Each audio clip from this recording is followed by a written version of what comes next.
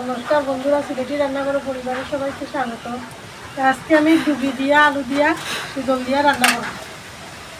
আমার তেল তো গরম হয়ে গেছে, পেঁয়াজ রসুনটা দিলে আমার উল্টা বাতাসে ধরিয়ে চুলার গরমে কড়াই জ্বলি আর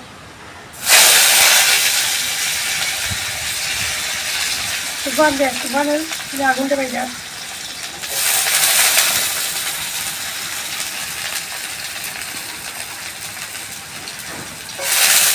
বাজে মধ্যেও হলুদ,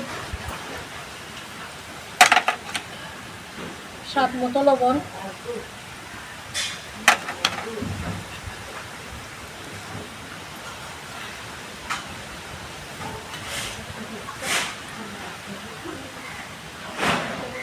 মরিচের গুঁড়া,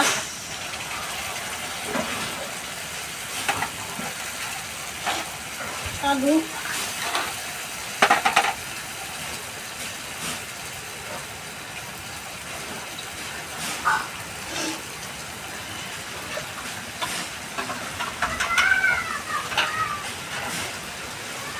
শীতল,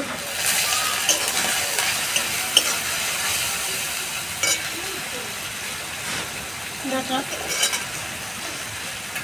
বড়াটাও দিয়ে দিলাম। এখন একটু ডাকিয়া দিব, লাগিয়া সিদ্ধ হইব, মাখা মাখা রাখবো।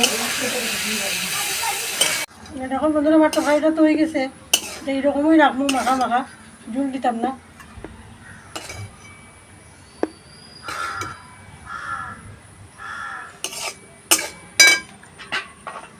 আমার রান্নাটা শেষ, নামাই নিলাম।